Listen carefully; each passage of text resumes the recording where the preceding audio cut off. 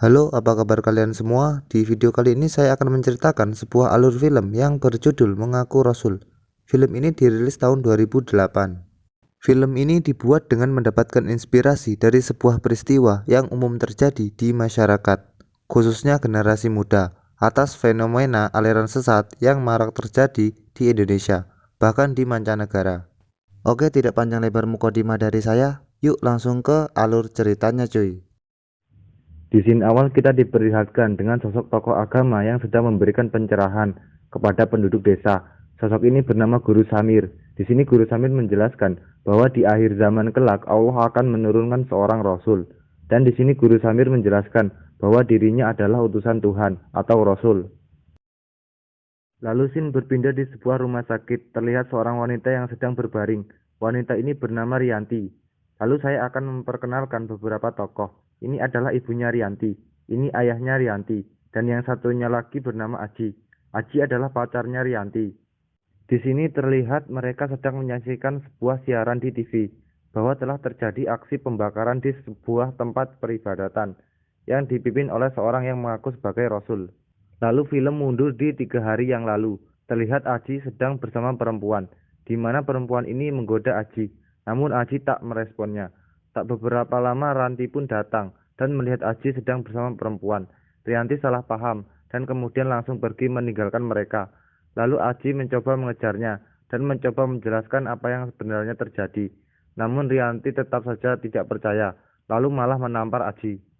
Lalu adegan berpindah di keesokan harinya, di mana Rianti ini memutuskan pergi dari rumah dan bergabung dengan padepokan yang dipimpin oleh Guru Samir. Di sini saya akan menjelaskan tentang Rianti. Diceritakan Rianti ini adalah seorang mahasiswi yang sedang bimbang karena masalah keluarga dan percintaannya, di mana Rianti ini bertengkar dengan orang tuanya, dikarenakan orang tuanya Rianti ini tidak menyetujui hubungannya dengan Aji. Rasa kecewanya pun bertambah ketika mempergoki Aji bersama perempuan lain. Itulah alasannya kenapa Rianti memutuskan pergi dan memilih bergabung dengan padepokan yang dipimpin Guru Samir. Lalu scene berpindah di hari yang sekarang. Terlihat Aji bersama orang tua Rianti. Di sini ayahnya Rianti tidak menyangka dan tidak habis pikir kenapa Rianti bisa bergabung dengan padepokan yang dipimpin Guru Samir. Aji mengatakan bahwa Guru Samir mencoba menyesatkan orang-orang, terutama generasi muda yang masih labil. Kemudian mereka mendengar berita di TV yang membahas seputar kebakaran yang terjadi di padepokan Guru Samir yang mengaku sebagai Rasul. Kemudian peristiwa itu ditanggapi oleh seorang ustadz. Ustadz ini mengatakan bahwa tidak ada Rasul atau Nabi setelah Nabi Muhammad. Lalu film pun berjalan mundur di 3 hari yang lalu, sebelum insiden kebakaran. Di sini terlihat Guru Samir yang sedang didatangi oleh seorang pejabat, di mana pejabat ini mencium tangan Guru Samir. Kejadian itu membuat murid Guru Samir sangat takjub.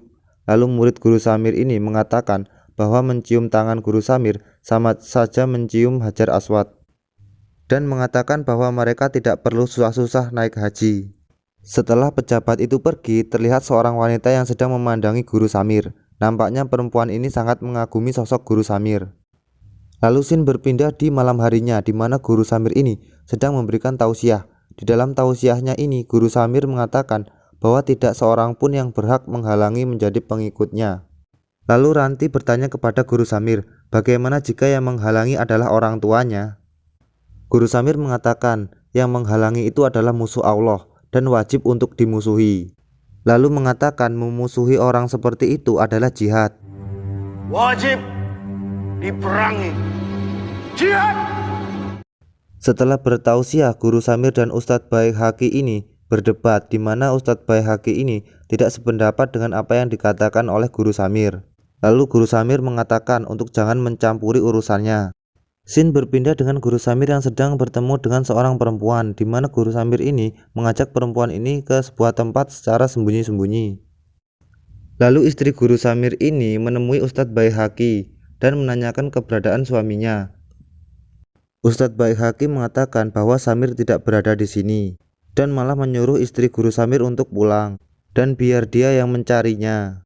Istri Guru Samir pun menuruti dan memutuskan untuk pulang.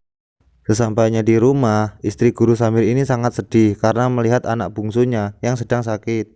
Lalu Rehan mengatakan bahwa Guru Samir tidak selalu ada jika dibutuhkan. Rehan ini adalah anak tiri dari Guru Samir. Tidak beberapa lama Guru Samir pun datang. Kemudian Guru Samir menggendong anaknya dengan penuh kasih sayang. Guru Samir mengatakan bahwa dia terlalu sibuk mengurus padepokan sehingga membuat dia lupa sama anaknya. Lalu adegan berpindah dengan Guru Samir dengan seorang perempuan, dan diketahui perempuan itu bernama Marni yang sehabis melakukan adegan perengonoan. Di sini saya sedikit bingung kenapa Guru Samirnya ada dua, yang satu berada di rumah, yang satu berada di sini. Di sini Marni menginginkan agar Guru Samir meresmikan hubungan mereka. Guru Samir meminta Marni untuk bersabar. Lalu Guru Samir mengatakan bahwa hubungan yang didasari oleh cinta itu juga halal di mata Tuhan. Kemudian scene berpindah di keesokan harinya, di mana Aji mendatangi padepokan itu. Lalu Aji ditanya oleh seorang jamaah. Aji menjawab bahwa dia ingin belajar agama. Kemudian jamaah itu mengatakan bahwa kalau mau belajar agama di sini harus mendaftar dulu. Dan jamaah itu menunjukkan tempat pendaftaran. Sesampainya di tempat dan hendak ingin mendaftar, Aji menemukan banyak sekali keganjilan. Antara lain adanya penghapusan dosa dan dijamin masuk surga dengan cara membeli sertifikat. Dan kemudian scene berpindah dengan Rianti dan Raihan, di mana Raihan ini menyuruh Rianti untuk belajar agama di tempat lain. Namun Rianti menolak karena sudah terlanjur nyaman di tempat ini. Lalu Rianti melihat Aji yang sedang bersama Guru Samir. Lalu Aji mengajak Rianti ke sebuah tempat untuk berbicara empat mata. Di sini Aji mengatakan bahwa dia disuruh orang tuanya untuk menjemput Rianti pulang. Namun Rianti menolak dan malah menyuruh Aji pulang. Di tengah perdebatan itu, mereka tidak sengaja melihat Guru Samir yang sedang memasuki sebuah gudang. Rianti mengatakan Guru Samir sedang tafakur, meminta petunjuk kepada Tuhan. Aji pun menganggap itu sebuah keanehan, kenapa tafakur bukan di musola? Kemudian mereka mengintip apa yang dilakukan Guru Samir di tempat itu. Pas Aji sedang mengintip, Aji melihat Guru Samir bersama seorang perempuan yang akan melakukan perbuatan perengonoan. Aji pun kaget dan menyuruh Rianti untuk melihat sendiri apa yang dilakukan Guru Samir. Namun pas giliran Rianti mengintip, perempuan itu sudah tidak ada. Rianti mengatakan bahwa di dalam tidak terjadi apa-apa. Lalu mereka dikagetkan dengan kedatangan Guru Samir yang muncul tiba-tiba. Lalu Guru Samir menanyakan apa yang dilakukan mereka di tempat ini dan memberitahu bahwa tidak ada seorang pun yang boleh datang ke tempat ini tanpa seizin Guru Samir. Ranti minta maaf, kemudian mereka pergi. Aji terus mencoba menjelaskan tentang apa yang dilihatnya tadi. Namun Ranti tetap tidak percaya. Lalu Aji dikagetkan dengan sosok Guru Samir yang sedang mengajar muridnya bela diri. Aji bingung kenapa Guru Samir bisa berada di tempat yang berbeda secara bersamaan. Rianti menjelaskan bahwa Guru Samir adalah manusia suci, itulah sebabnya dia bisa melakukan hal seperti itu. Lalu di malam harinya Guru Samir ini marah karena sudah ada orang yang mengetahui tentang perbuatannya. Lalu Ustadz Baihaqi ini memperingati Guru Samir agar berhati-hati dan jangan terlalu sering pergi ke tempat itu, karena hanya akan mengundang keingintahuan banyak orang. Mendengar nasihat itu Guru Samir pun marah karena merasa Ustadz Baihaqi ini merasa sok pintar. Lalu di malam harinya Aji yang sedang tidur didatangi oleh Guru Samir di dalam mimpinya. Di dalam mimpinya ini Aji dihajar oleh Guru Samir sampai babak belur. Pas Aji bangun dari tidurnya, Aji terkejut karena mukanya sudah babak belur dan menyadari bahwa mimpinya itu adalah kenyataan. Dan ternyata Guru Samir ini memang benar sengaja datang ke mimpi Aji untuk menghajarnya. Lalu di keesokan harinya Aji ini mendatangi Guru Samir. Aji mengatakan kepada semua orang bahwa Guru Samir ini lah yang memukulinya di dalam mimpi. Namun semua orang tidak percaya apa yang dikatakan oleh Aji, termasuk Rianti. Justru Rianti malah menganggap Aji ini sudah gila. Lalu Aji menarik Rianti untuk mengajaknya pulang karena merasa di tempat ini sudah sangat aneh. Rianti menolak dan malah menampar Aji. Lalu datanglah Raihan. Raihan membawa Aji ke rumahnya. Kemudian Aji bertanya apakah Raihan juga tidak percaya dengan apa yang dikatakannya. Raihan tidak bisa menjawab. Namun Raihan tidak memungkiri bahwa Guru Samir, ayah tirinya itu, mempunyai keanehan. Raihan menambahkan bahwa Guru Samir ini memiliki dua kepribadian, di mana dia kadang lembut dan kadang juga galak. Lalu scene berpindah dengan Mari yang sedang muntah-muntah. Ibunya Marni mengatakan bahwa Marni ini seperti orang yang lagi nyidam. Kemudian Marni memeluk ibunya dan mengatakan apa yang sebenarnya. Tiba-tiba ayahnya Marni datang dan menanyakan apa yang terjadi. Dengan terbata-bata ibunya Marni mengatakan yang sejujurnya. Mendengar itu ayahnya Marni marah dan ingin rasanya membunuh si Marni. Lalu mereka bersama warga mendatangi padepokan Guru Samir. Di sini ayahnya Marni mengatakan kepada warga bahwa Guru Samir harus bertanggung jawab karena telah menghamili Marni. Namun Guru Samir membantah tuduhan itu. Guru Samir mengatakan bahwa dirinya adalah manusia suci, tidak mungkin melakukan perbuatan nista seperti itu. Mendengar perkataan Guru Samir, Marni pun kaget dan merasa sangat sakit hati. Dan untuk membuktikan dirinya tidak melakukan perbuatan seperti itu, Guru Samir mengatakan bahwa dirinya siap dipotong tangannya. Dan jika tangannya kembali utuh setelah dipotong, maka dia adalah benar-benar manusia suci. Lalu Guru Samir mengambil sebuah pedang, lalu mempersilahkan siapapun yang ingin memotong tangannya.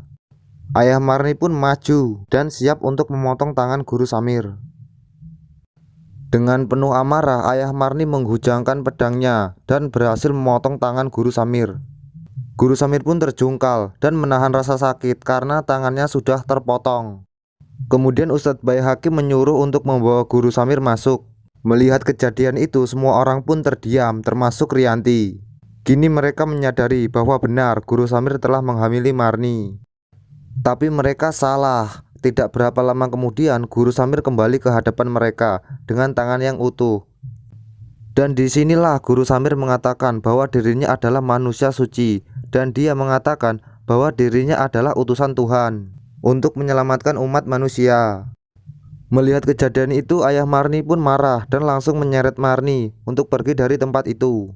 Dan dari kejadian itulah banyak orang yang percaya bahwa Guru Samir adalah utusan Tuhan. Dan Rianti semakin mengagumi sosok Guru Samir. Lalu di malam harinya, para pengikut Guru Samir ini berkumpul termasuk Rianti, kecuali Rehan dan Aji. Rehan dan Aji tidak mempercayai Guru Samir dan merencanakan sesuatu untuk mencari tahu siapa sebenarnya Guru Samir ini. Dengan memanfaatkan situasi padepokan yang sepi, Rehan dan Aji masuk ke ruangan Guru Samir dan Ustadz Baihaqi. Mereka mengacak-ngacak apapun yang ada di situ. Kemudian mereka masuk ke dalam kamar Ustadz Baihaqi, di mana Aji menemukan sebuah pedang yang digunakan untuk memotong tangan Guru Samir, dan Rehan menemukan pakaian yang berdarah. Kemudian scene beralih ke Guru Samir yang sedang memberikan tausiah.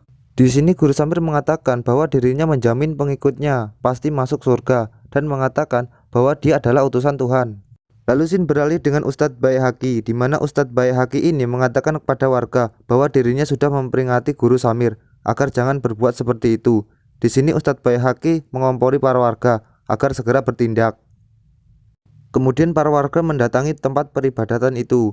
Para pengikut Guru Samir pun panik, namun Guru Samir menenangkan mereka dengan mengatakan bahwa semua pengikut Rasul pasti akan mendapatkan tantangan dan perlawanan. Lalu para warga membakar tempat peribadatan itu. Semuanya panik dan api pun mulai membesar dan membakar para pengikut Guru Samir. Dan Guru Samir pun tewas terbakar. Para pengikut Guru Samir yang lolos pun dihajar dan dibakar hidup-hidup. Kemudian datanglah Rehan dan Aji, di mana Aji mencoba menyelamatkan Rianti. Dan dari kejauhan terlihat Ustadz Baihaqi sedang memperhatikan dari jauh.